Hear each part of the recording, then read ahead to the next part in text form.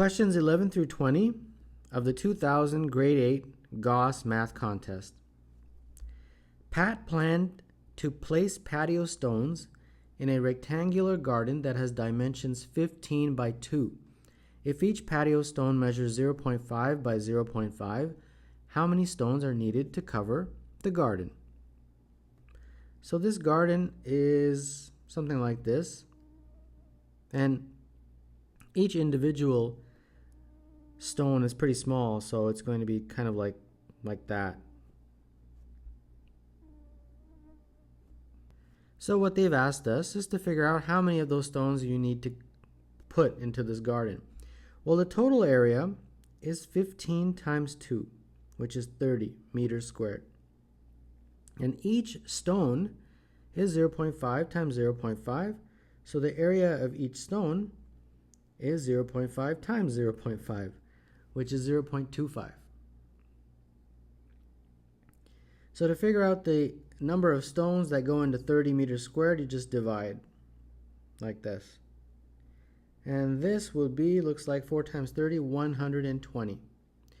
So that's how many of those small stones you have to place in this big long garden in order to completely cover it. And therefore the answer to number 11 is C. The prime numbers between 10 and 20 are added together to form the number Q. What is the largest prime divisor of Q? So here's 10, here's 20. So what are the prime numbers in between 10 and 20? 11, 13, 17, and 19. These are the prime numbers that are between 10 and 20. Now they've added these numbers together to form Q. So Q is equal to 11 plus 13 plus 17 plus 19. And this equals 60. Finally, they're asking, what is the largest prime divisor of Q? So let's break up Q into its prime divisors. So 60 broken up into its prime divisors would be 2 times 2 times 3 times 5. And the largest of these primes is 5. So the answer to number 12 is C. The coordinates of the vertices of rectangle PQRS are given in the diagram. The area of PQRS is 120. What is the value of P? Okay. So the area is length times width. It's a rectangle, and they've given you the area is 120. The length, let's say, is from here to here. Well, we're going to be looking at the x-coordinate. So if this is P, and this here is 3, this distance is P minus 3. So that's the length. The width is from here to here. We're going to be looking at the y-coordinate, or from here to here, it's the same thing. The y-coordinate here is 2, and the y-coordinate here is 12. So the distance from here to here is 12 minus 2, like that. And now let's solve for P. 120, P minus 3, 12 minus 2 is 10. So therefore P minus 3 is 120 divided by 10, which is 12, P minus 3. And therefore P is equal to 15. And the answer for number 13 is therefore E. A set of 5 different positive integers has an average arithmetic mean of 11. What is the largest possible number in this set? So we've got 5 numbers, A, B, C, D, and E. And they're saying when you take their average, divide by 5, it's equal to 11. And they're 5 different, so they can't be the same. So that means that A plus B plus C plus D plus E is equal to 55. And they want the largest possible number in this set. So I'll let E be our largest.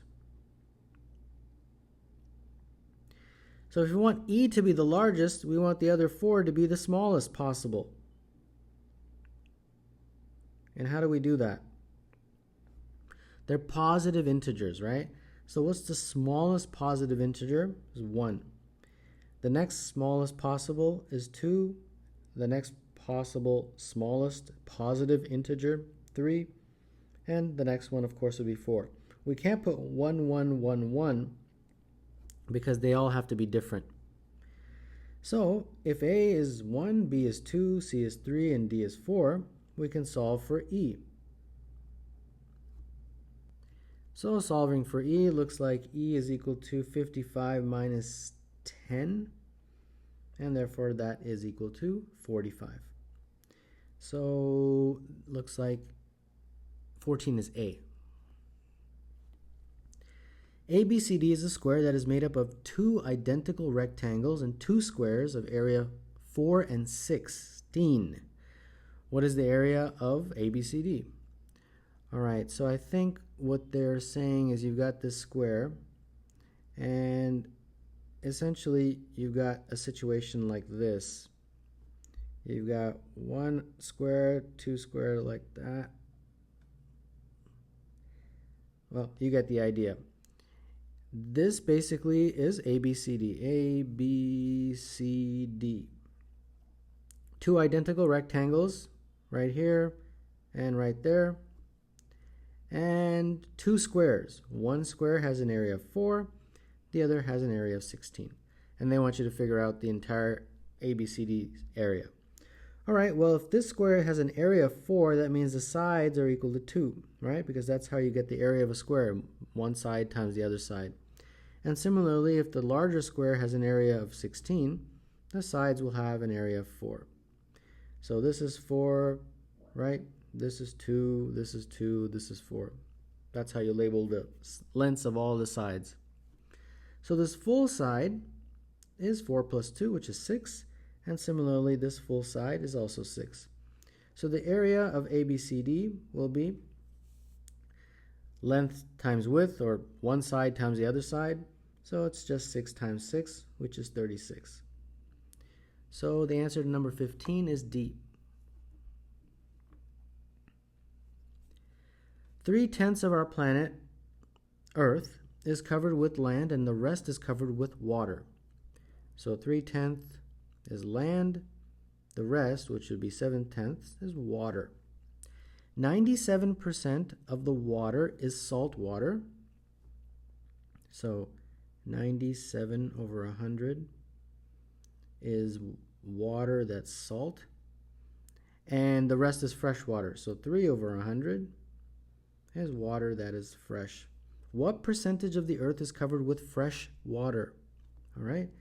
So we're going to be dealing with this and this. So we already know that 7/10 of the earth is water, right? And we know that of this water, 3/100 of it is fresh. So to get what percentage of the earth is fresh water, we have to multiply these two. So it'd be 3 over 100 times 7 over 10, which looks like 21 over 1,000, which is equal to 0.021. But we have to convert it into a percentage. And how do you convert it into a percentage? You multiply by 100%. And therefore this becomes 2.1%. And therefore the answer to number 16 is D. In a certain month, 3 of the Sundays have dates that are even numbers. The 10th day of this month is. So we'll draw a little calendar for ourselves, and let's see what we get. If you have the first day of the month as a Sunday, then every 7th day, if you add to that, will be a Sunday. So the 8th, the 15th, 22nd, and 29th, like this. And they're saying 3 of these Sundays have dates as even numbers. So let's see if that works. This is even, this is even. So unfortunately, it doesn't work. So we can't use this scenario. So we have to think of a different scenario. No problem. Instead of having the first day as a Sunday, let's have the second day of the month as a Sunday, like that. And let's go from there. So now every time you add a 7, you'll get a Sunday. 16, 23, and 30, like this. Now let's see if 3 of these are even. This is even, this is even, and this is even. So this scenario works. Now what they're asking is, what is the 10th day of this month? Well, this was the 9th day, so the 10th day is the next day, of course, and that is a Monday. So the answer to number 17 is C. Jim drives 60 kilometers south, 40 west, 20 north, and 10 east.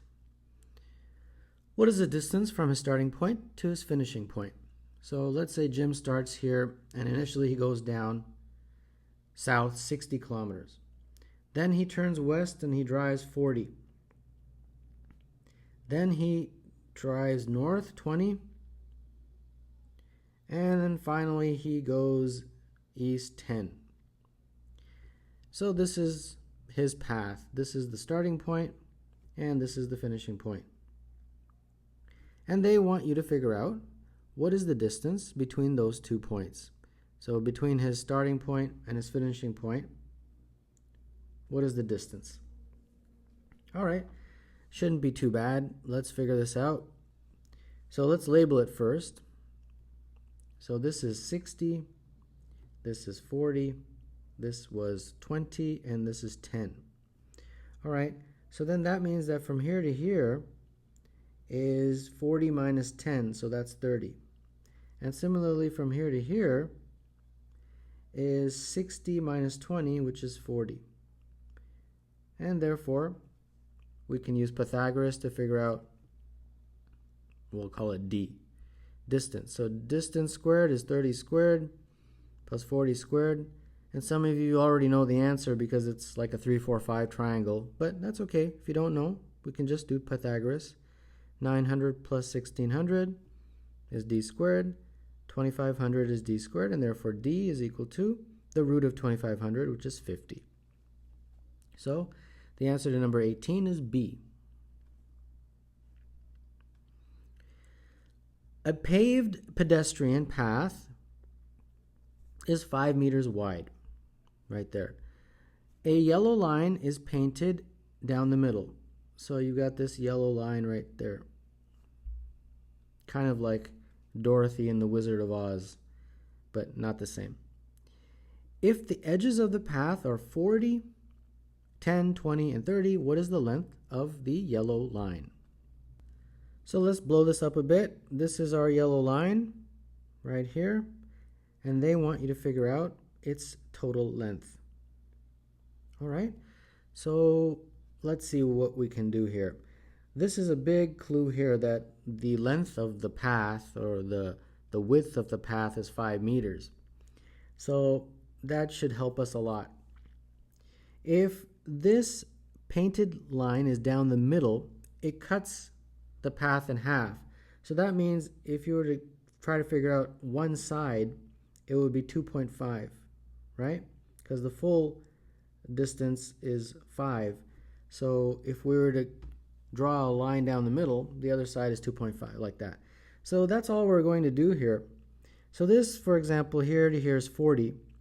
From here to here, this yellow line is that whole line minus this little 2.5 guy. So this is going to be 40 minus 2.5, like this. So that's 37.5. So we got the first segment. Now let's look at this one here, this one that's in the vertical position.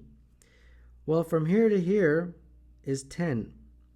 So that means that from here to here is 10 minus 2.5, because this is 2.5 in there, like that. So that means that up until this point, this is 7.5. And then we have to add this part of it, don't forget that part, and that's just another 2.5. So that part is 10. All right? Now we've got this one in here, this one that's horizontal. Well, it looks like from here to here is 20. So that means from here to here will also be 20. but we have to subtract this 2.5 in there. So if you were to cut that out, we would say that this is 20 minus 2.5. So that's 17.5. And then don't forget this part here, that's another 2.5 that we need to add. So this therefore becomes 20. So we got 37.5, we got 10, we got 20. And then finally, from here to here, well, the full distance is 30, they've told you that. So we just have to subtract a little 2.5 from there. So it becomes 30 minus 2.5, which is 27.5, like that. So now we have to add up our distances. So 37.5 plus 10 plus 20 plus 27.5, and this equals 95. And therefore the answer to number 19 is C. In the 6x6 grid shown, two lines are drawn through point P, right here, dividing the grid into three regions of equal area. These lines will pass through the points. All right? So they are drawing lines through P, correct? So we don't know where these lines are gonna end. We're not sure. We have no idea yet. But one thing we do know is that when those lines are drawn, it splits the entire grid into three regions of equal area. So that means this is going to be the same as this, is going to be the same as this in terms of area. So what we can do is work with that very important clue. So what is the area, first of all, of the entire grid? It's a 6x6 grid. So this is 6 and this is 6. So the area would be 6 times 6, which is 36. If you're breaking it up into three regions of equal area, each region would be a third of 36, which is 12. So now what we can do is we can use the fact that a couple of these are in the shape of a triangle right here. It's in the shape of a triangle to figure out the area. And the area of a triangle is, of course, 1/2 base times height, and it will equal 12. So let's see if that will help us. The base of this triangle is 6, and the height we don't know. So let's solve for height. So we got 6h is equal to 24, and therefore h is equal to 4. So that means the height is 4. So the height is from here to here, because that's 4, right? 1, 2, 3, 4. So the height has to match j. It has to reach j in order for this whole thing to work. And similarly on the other side, it would be 4. 1, 2, 3, 4. So I drew my lines wrong, but they were pretty close. The lines actually are like this. They're to T, and the other one is to J. So these lines will pass through which points? T and J, and that is 20 is E.